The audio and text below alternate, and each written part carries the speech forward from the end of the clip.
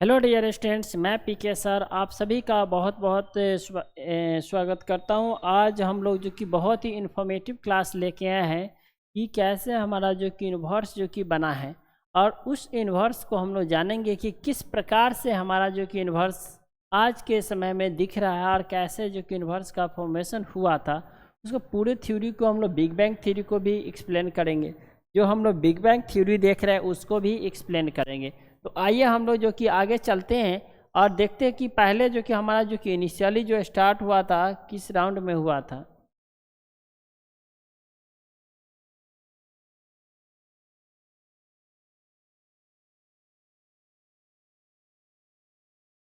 देखिएगा यहाँ पे हमारा जो कि इन्वर्स है, ये हमारा जो कि इन्वर्स है टोटली, ये इन्वर्स है। इन्वर्स जो कि बना हुआ है, इन्वर्स को अगर देखिएगा, इन्वर्स को अगर देखिएगा तो बना हुआ है क्या है। Inverse is the a vast space and filled with the stars and planet in the many mysterious. बहुत सारे चीज़ें हैं जो कि इन्वर्स में हैं। इसमें आपको स्टार्स हो गया, प्लैनेट्स हो गया, जितने भी चीज़ आप देख पा रहे हैं सारे इन्वर्स में अवेलेबल होते हैं। आइए हम लोग कुछ चीज़ों को देखते हैं। देखिएगा, सबसे पहले अगर हम लोग बात करें अबाउट द इन्वर्स, अगर इन्वर्स के बारे में बात करें तो इन्वर्स में है क्या क्या। Inverse contain the everything known, जो भी चीज़ हम जानते हैं, जो भी चीज़ को आप जानते हैं, there all the things is including galaxy, stars, planets, moons and vast of the emphasis space and constitute the expanding filling the endless। अगर देखा जाए तो हमारा जो स्पेस है वह हमेशा कंटिन्यू जो कि क्या कर रहा है, एक्सपेंड कर रहा है। क्या कर रहा है, एक्सपेंड कर रहा है। और इसको अगर देखा जाए तो ये इंडलेस है, कभी खत्म न होने वाली। इसका मतलब सीधा कहा जाए इनफाइनाइट है। क्या है, इनफाइनाइट, जो कि ये स्पेस फैला हुआ है, कॉस्मिक फैला हुआ है। ठीक है, क्लियर है। और अगर बात किया जाए तो cosmic structure the scientist study the organise evolution, और उसी को जो कि जितने भी साइंटिस्ट है उसको एक्सप्लेन करते रहते हैं। And theory the advance of the technology and observe the continue to uncover the secret and better to understanding the goading the existence. अब देखिए, जो हमारे यूनिवर्स में एग्जिस्टेंस है उसको जानने के लिए जो साइंटिस्ट हैं हमेशा न्यू जो की चीज़ों को एक्सप्लोर करते रहते हैं। क्लियर है, क्लियर है।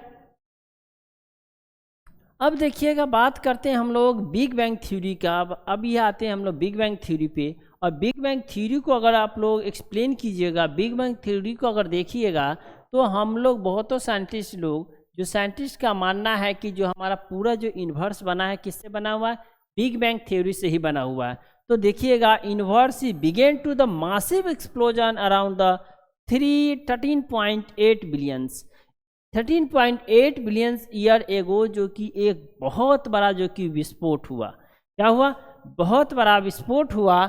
And created the time space in all the matter the setting the stand of the evolution, और वो सभी का जो कि जन्म माना जाता है। कौन माना जाता है, बिग बैंग थ्योरी। यही थ्योरी कहता है कि जो कि एक बार ऐसा ये जो कि एक्सप्लोजर हुआ है, और उसी के बाद से हम लोग समय, प्लानट, जो भी चीज़ें आपको दिखने वाली है सारे चीज़ दिख रही है। एंड वह कितना साल हो गया, 13.8 बिलियंस ईयर एगो। सोच सकते कि कितना ज़्यादा समय ले रहा है। उसमें से आपको जो कि पार्टिकल्स हो गया, जो छोटे छोटे पार्टिकल्स हो गए, एटम्स हो गए, स्टार्स हो गए, गैलेक्सी हो गए, and eventually the planet and evidence of the even the still of the observe the body and backward the radiation। बहुत सारे जो कि रेडिएशन भी निकले उससे। And fan the echo that is exploding, और वही जो कि हमेशा जो कि एक्सप्लोज होते रहता है। ठीक है, क्लियर है। तो हम लोग देखें कि बिग बैंग थ्योरी क्या था, एक एक्सप्लोजन था जिससे कि सारे जो कि यूनिवर्स में जितनी भी चीज़ें हैं वो बन रहे हैं। अब देखिए, कॉस्मिक स्ट्रक्चर का बात किया जाए। कॉस्मिक स्ट्रक्चर क्या होता है, कॉस्मिक स्ट्रक्चर का मतलब कहा जाए, जो हमारा कॉस्मिक है, जो हमारा स्पेस है उसको कॉस्मिक कहते हैं। कह रहा है कि Galaxy and star system and nebula from the building blocks of the universe. अगर देखा जाए तो उसमें स्टार होगा, गैलेक्सी हो गया, and nebula from the building blocks of the universe. पूरे ब्रह्मांड का एक सबसे बेसिक और इम्पोर्टेंट पार्ट में से आता है, ठीक है। And structure of the held together by the gravity and interact complex and fascinating to be to creating the beautiful away the inspiring from the performing echo galaxy each galaxy. जितने भी Galaxy बने हुए हैं एक तरह से अगर देखा जाए तो कॉस्मिक का जो निर्माण हुआ, and with the stars and along the planet and asteroids cosmic dust and nebula where the star born and die paint and the universe with the colourful cloud gas is the light. अगर nebula का देखा जाए, nebula किसको बोलते हैं, तो ये dust होते हैं जो बहुत ही ब्यूटीफुल से कलर्स में आपको दिखते हैं, जिससे कि बहुत सारे स्टार्स को कलर को आपको देख सकते हैं, ठीक है। आइए हम लोग बात करते हैं next solar systems and view. Solar system का अगर पॉइंट ऑफ व्यू देखिए, पूरे सोलर सिस्टम को आप अगर देखते हैं तो क्या solar system is including the sun. Sun क्या है, सन और जो उसमें पाए जाने वाले 8 जो प्लैनेट है वो सारे पार्ट को हम लोग सोलर सिस्टम मानते हैं। ये हमारा सोलर सिस्टम यानी कि ये हमारा हो गया सन हो गया, इस टाइप से जितने भी प्लैनेट 1 2 अर्थ हो गया, ये हमारा क्या है अर्थ हो गया, मार्स हो गया, जुपिटर्स हो गया, जितने भी प्लैनेट है वो सारे जो कि सन का चक्कर लगाता है, रोटेट करता है, वही है। And the moons and asteroids and comets away dust dwarf planets, जो भी dwarf planet and the Milky Way of the galaxy of the provide the home of the earth, जो कि ये जो मिल्की वे होता है एक तरह से अर्थ का जो कि होम बनता है।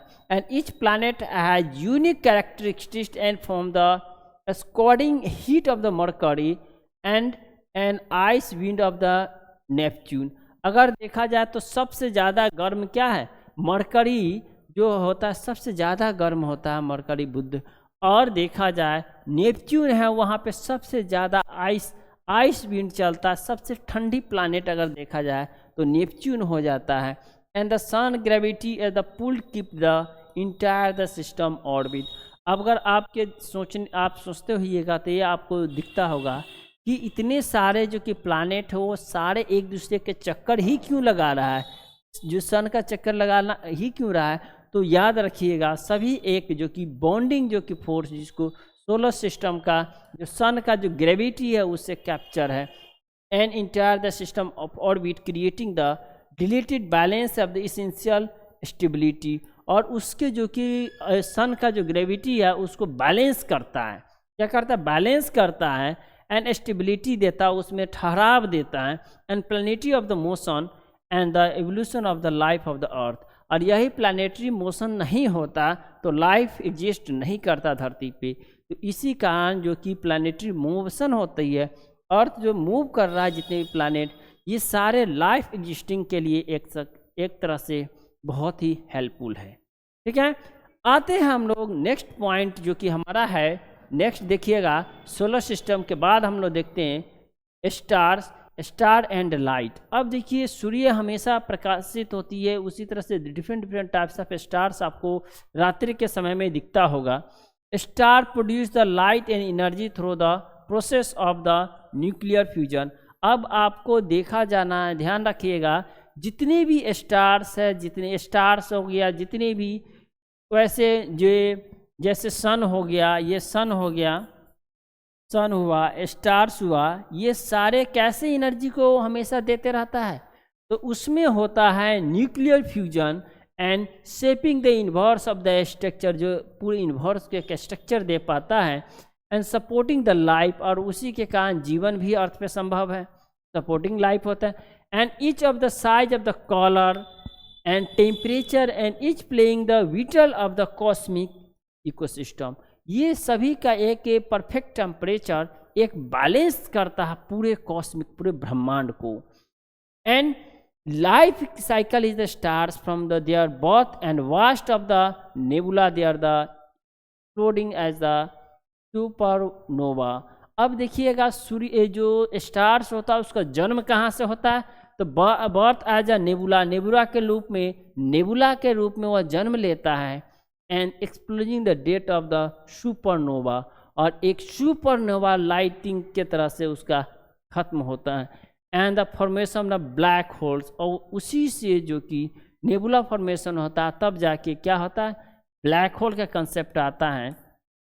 And contribute the creating the new element and form the planet. और वही जब लाइटिंग ख़त्म हो जाता है तो धीरे धीरे फॉर्मेशन जो होता है किसका होता है, एक प्लैनेट का फॉर्मेशन होता है, जिसमें प्लैनेट और स्टार्स में यही डिफरेंस है कि प्लैनेट के पास अपना लाइट नहीं होता है और स्टार के पास अपना लाइट होता है। इसमें न्यूक्लियर फ्यूजन होता है जिससे कि लाइट हमेशा इमिट होती रहती है, एनर्जी हमेशा निकलती रहती है। बट जो प्लैनेट्स होते हैं उसमें इमिस जो कि न्यूक्लियर फ्यूजन नहीं होता है, वो एब्जॉर्ब रुक जाता है। आते हैं बात करते हैं, नेक्स्ट है galaxy, galaxy and clusters. Galactic clusters, जो गैलेक्सी में जो क्लस्टर्स पाए जाते हैं। And galaxy is the group of the massive cluster of the held together. ये गैलेक्सी होता क्या है, तो ये बड़े बड़े जो पार्ट्स हैं, जैसे पावरफुल ग्रेविटेशनल फोर्स के थ्रू जो कि जितने भी स्टार्स प्लैनेट्स उसको मतलब एक पार्ट में बांध के रखता है, that is called galaxy. And these cluster form the some universe largest known as the structures and containing the thousands of galaxy that interact. उसमें अगर गैलेक्सी के बाद थाउजेंड्स ऑफ जो कि उसमें गैलेक्सीज पाए जाते हैं पूरे ब्रह्मांड में। And the influence the each other through the gravity, और सभी का प्रभाव एक दूसरे पर होता है। ऐसा नहीं है कि उसका प्रभाव एक दूसरे पर नहीं होता। जितने भी गैलेक्सी है एक फैमिली, जैसे सोलर सिस्टम हमारा एक फैमिली 8 प्लैनेट का हो जाता है, उसी तरह से जितने भी गैलेक्सी है उसका सभी एक फैमिली होता है। And the phenomenons and the study of the galactic clusters help to the scientist understand the distribution of the dark matter. और यही जो गैलेक्सी का जो कंसेप्ट है जो कि साइंटिस्ट को समझने में, डार्क मैटर को समझने में ये आता है। And the large scale of the architectures and the universe, पूरे यूनिवर्स का जो कि आर्किटेक्ट समझने में साइंटिस्ट को इससे मदद मिलता है। ठीक है, क्लियर है। तो ये हमारा जो कि galactic glance black hole mystery.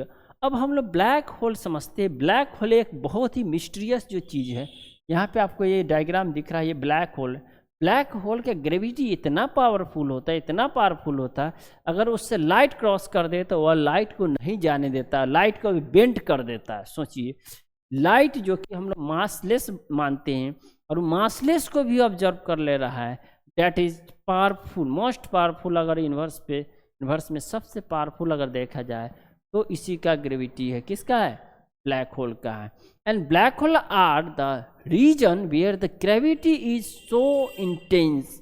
Black hole वह रीजन होता है जहाँ का ग्रेविटी बहुत बहुत इंटेंस है, बहुत बहुत ज़्यादा है। And nothing even not the light can escape their the grasp. उससे अगर देखा जाए तो लाइट भी नहीं निकल पाता, इतना ज़्यादा इंटेंस ग्रेविटी है।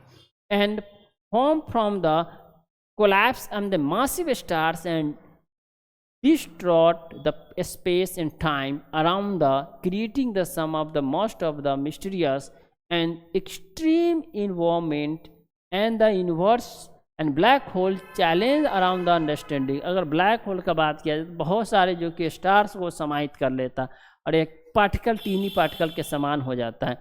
And they push the boundary where the known about the gravity and matter and the nature of the reality of itself। अब पूरे प्राकृतिक को अगर देखा जाए, पूरे ब्रह्मांड को एक तरह से एक सेंटर की तरह समझ सकते हैं। पूरे ब्रह्मांड का एक सेंटर हो गया इस टाइप से।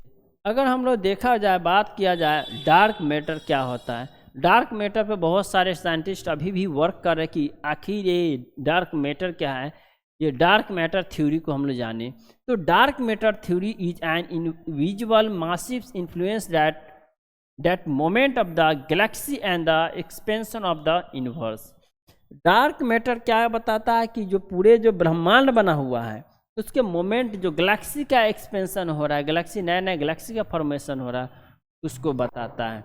And it presents the detect the through the gravitational effect and visual matters and scientists since time the dark matter make the up the 27% of the universe।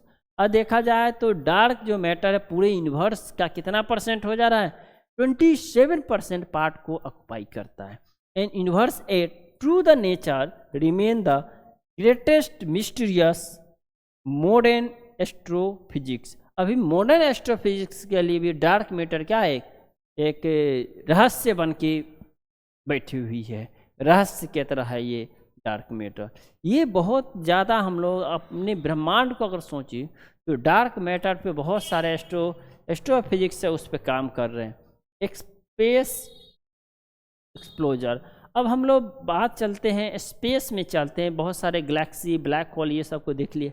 अब हम बात करते हैं स्पेस को। स्पेस एक्सप्लोरेशन में क्या होता है, humans explore the space and through the powerful telescope, sophisticated satellite and the spacecraft mission. ये देखिए, ह्यूमन बींग्स को एक क्यूरियोसिटी एनिमल्स भी कह सकते हैं। मानव जाति एक ऐसा जीव है जो कि हमेशा क्यूरियोसिटी बना होता है, हमेशा उसको नए जिज्ञासा रहता है जानने का। उसमें देखिएगा तो जो कि बहुत सारे जो कि टेलीस्कोप हम लोग बनाए, उससे भी नहीं हुआ तो हम लोग जो कि सोफिस्टिकेटेड सैटेलाइट बना के वो स्पेस में डाल दिए ताकि हम लोग सेलेस्टियल बॉडी को जान सके, स्पेस को जान सके। एंड एस्केप स्पेस एयरक्राफ्ट बना दिए जिससे कि हम लोग बहुत सारे मिशन देते हैं, मंगल मिशन, जो कि बहुत सारे different types of like the NASA and international collaborations study distant planet, stars and galaxy and understanding the probable astronauts and different जो कंट्री अपने अपने जो संस्था बना के, जैसे नासा हो गया अमेरिका का है, and knowledge the push the boundaries and exploration of the future mission aim of the explore the Mars। जैसे हमारे जो साइंटिस्ट, जो एस्ट्रोनॉट्स हैं, वो सारे जो कि ये पे रिसर्च कर रहे हैं कि कैसे जो कि एम है मार्स को एक्सप्लोर करना, मार्स पे लाइफ रहने के लिए जो वहाँ का जो इन्वायरमेंट कैपेबल है या नहीं है। And distant moon even outer reaches of the solar systems, इस टाइप से डिफरेंट जो चीज़ें हैं उसको हम लोग देख पाते हैं। नेक्स्ट आइए हम लोग देखते हैं लाइफ पॉसिबिलिटी। अब लाइफ पॉसिबिलिटी जो हम लोग देख रहे हैं वह कैसे जो कि लाइफ पॉसिबिलिटी है उसको हम लोग देखे बात करते हैं। लाइफ पॉसिबिलिटी मतलब जीवन कैसे होता है। देखिएगा, अगर कहा जाए तो scientist of the research the life beyond earth, scientist का मानना है कि जो जीवन है, जीवन जो अर्थ के अलावे भी हो सकता है, ऐसा नहीं कि नहीं होगा। उनका जो मानना है साइंटिस्ट लोगों का, research beyond the life of the अर्थ, और उनका रिसर्च इसी पे चल रहा है कि जो स्पेस जो हम लोग अर्थ पे जी रहे हैं, जीवन है, क्या दूसरे प्लानेट पे लाइफ एग्जिस्ट करेगा या उस हिसाब से इन्वायरमेंट है या नहीं है। एंड उसका खोज चल रहा है, वाटर हो गया, atmosphere and chemical sign and of the life and missions Mars, जो मार्स मिशन है, and discovery the potentially of the habitable world of the inspire the hope of the finding the existential organism and advance the telescope. और बड़े बड़े जो telescope बना हुआ उसे other planet पे हम लोग एक्सप्लोर करते हैं कि वहाँ पे जीवन को कैपेबल करने के लिए वहाँ का जो इन्वायरमेंट है कि नहीं, उस पे वाटर है कि नहीं। हमारा जो रिसर्च अभी जो प्रेजेंट में चल रहा है वो मार्स पे चल रहा है। And space problem help to the identity the planet in the gold blocks and zone and where the condition might to support the liquid of waters and life, जो कि गोल्डी ब्लॉक्स जोन कहा जाता है, जहाँ पे जो कि वाटर सपोर्टिंग लाइफ के लिए अवेलेबल हो। तो ये बहुत सारे इम्पोर्टेंट जो चीज़ें हैं, मिस्टीरियस थिंग्स हैं, उस पर जो कि साइंटिस्ट लोग रिसर्च कर रहे हैं, उस पर खोज किए जा रहे हैं। और हमारे यूनिवर्स का बात किया जाए तो बहुत ही इम्पोर्टेंट पार्ट जो कि हमारा यूनिवर्स का है, नेबुला। क्या है नेबुला, ब्यूटी क्या है, नेबुला को देख सकते हैं, बहुत ही कलरफुल जो कि पार्ट होता है। Nebula are the vast colourful clouds gas and dust where the stars are born and die. Nebula ही एक वह पार्ट है जहाँ पे बहुत सारे जो कि स्टार जन्म लेते हैं, वहीं पे ख़त्म होते हैं। जीवन मृत्यु सबके होती है, उसी तरह से स्टार का भी मृत्यु होती है, जन्म होती है। तो स्टार बनता क्या है, बनना और बिखरना सबका नियति है, और वह स्टार भी नेबुला से बनता है, नेबुला में ही ख़त्म हो जाता है। जैसे ह्यूमन बींग्स धरती पे जन्म लेते हैं, धरती पे ख़त्म होते हैं, उसी तरह से स्टार जो है नेबुला से जन्म लेता है और नेबुला में ख़त्म होता है। दिस कॉस्मिक नर्सरी, ये एक तरह से देखा जाए तो नेबुला ही एक कॉस्मिक नर्सरी है जहाँ पे छोटे छोटे पौधे को हम लोग लगाया करते हैं। एंड ग्लो विद द वाइवेट कलर्स, और वह धीरे धीरे ग्लो करता है। And illuminate by the young, और धीरे धीरे वो जब जवान हो जाता है, बड़ा हो जाता है तो इल्यूमिनेट होता है। And host stars and the remains of the stellars and the exploring the study of the nebula and provide the insight into the birth and evolution of the star। वहीं से स्टार का evolution होता है, creation होता है, and the process of the shape of galaxy and there the beauty and the complexity of the make them to most of the strike and the important structure of the universe। और यही जो nebula है पूरे ब्रह्मांड को जो कि एक स्ट्रक्चर, एक फॉर्मेशन देता है जहाँ पे स्टार डिफरेंट स्टार्स बनते हैं। क्लियर है? नेबुला का बात करें एंड अब आते हैं हम लोग बहुत ही मिस्टीरियस जो कि वर्ड से आता है, time and space. Very important part है time and space.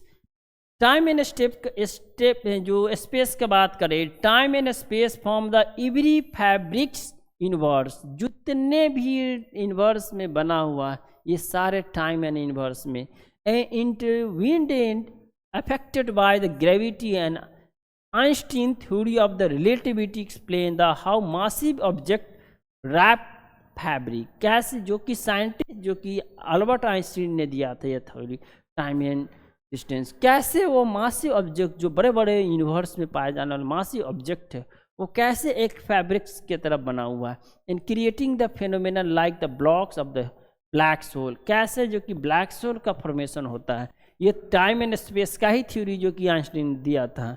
And gravitational wave and the time delimitations and the relationship between the time and space and space how the experiencing the universe, कैसे जो कि space जो पूरे universe को experience करता है, offer the endless, और पूरे ब्रह्मांड को इंडलेस बनाता है। And opportunity to the scientist that exploration and the discovery, और यह साइंटिस्ट लोगों के लिए टाइम एंड स्पेस थ्योरी जो कि आइंस्टीन के द्वारा दिया गया, यह बहुत ज़्यादा एक बहुत इम्पोर्टेंट, बहुत महत्वपूर्ण, क्योंकि पूरे ब्रह्मांड को जानने के लिए टाइम एंड स्पेस का थ्योरी जो कि एप्लीकेबल है। नेक्स्ट इम्पोर्टेंट पॉइंट में हम बात करते हैं कि अभी हम लोग इतना सारा चीज़ जो कि पढ़े हैं, देखे हैं, उसमें बहुत सारे जो कि पार्ट है, बहुत सारे जो पार्ट है वह जो कि पूरे ब्रह्मांड को बनाने में काम करता है, पूरे ब्रह्मांड को बनाने में क्या करता है, वर्क करता है। फ्यूचर डिस्कवर, हम लोग अगर फ्यूचर का बात किया जाए तो स्पेस एस्ट्रोनॉट्स जो हम लोग स्पेस से रिलेटेड जो कि करते हैं उसमें क्या फीचर है बात कीजिए। New technology and the scientist advancement में द रिवील, न्यू जो बड़े बड़े टेक्नोलॉजी आ रहे हैं उससे कि जो नई नई चीज़ों को खोजते हैं। And inverse and secret the possibility and advance of the telescope, बड़े बड़े जो कि नए नए एडवांस जो कि टेलीस्कोप बन रहा है जिससे कि प्लैनेट को देखने में हेल्प मिलती है।